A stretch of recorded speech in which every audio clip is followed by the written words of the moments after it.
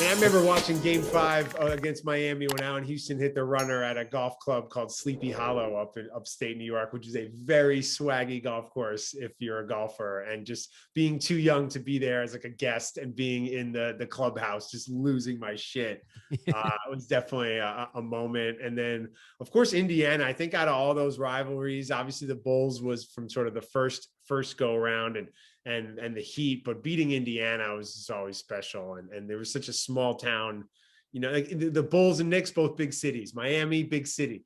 That whole small town thing with Indiana and the history of basketball there, mixed in with the city's game, the Mecca, world's most famous. Like that's just a Molotov cocktail. So I always love that rivalry for sure. That team, that Knicks team is so like, even now when I post pictures of anybody in that team, people go nuts. I mean, LJ, Child, Sprewell, Houston, Charlie Ward, you name it. It was And just dope Candy. that like Larry Johnson's game evolved and stretched out to the 3-point line. He was Yes. such a high flyer coming out of UNLV and down in Charlotte. And then his old man moves like back to the basket stuff was really like a different wrinkle in his game as he got older and his body sort of broke down on him.